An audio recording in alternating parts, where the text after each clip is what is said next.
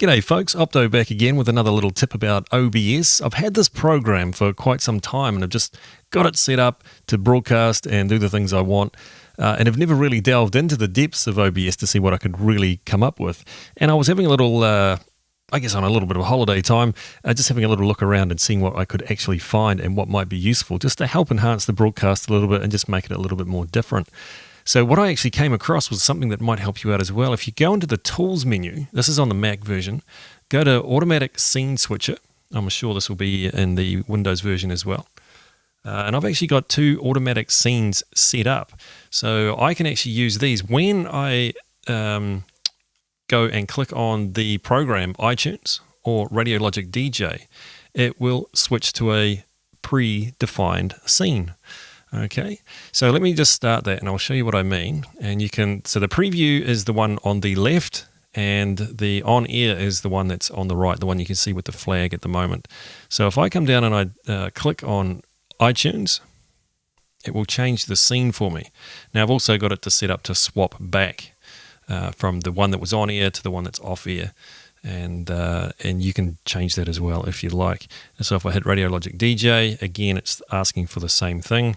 If I go and open up another program, it's not going to change, although I could. If, for example, if I had it set to, for example, if I opened up Safari and I wanted to add another one, well, let's do that, shall we? Let's go up to the Scenes, Automatic Scene Switcher, let's add another one in. So as long as that program is open, you should be able to see it in this drop-down menu here. So if we come down and we look for Safari,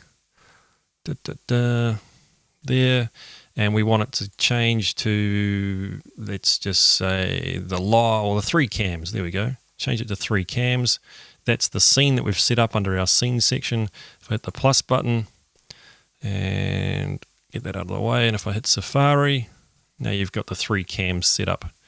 So there we go, and a nice little video delay going on there as well. So if I go back to this one again, there we go, automatically scene switching. There'll be times when that will be convenient and times when it won't be convenient. And I guess it's up to you whether you turn it on or off, but you can change these to your heart's content or add as many as you like.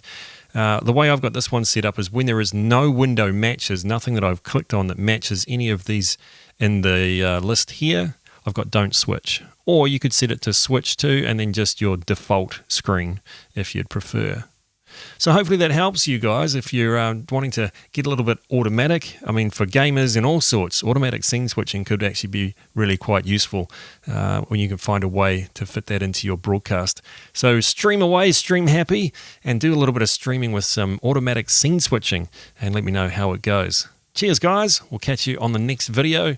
OBS, I'm loving it.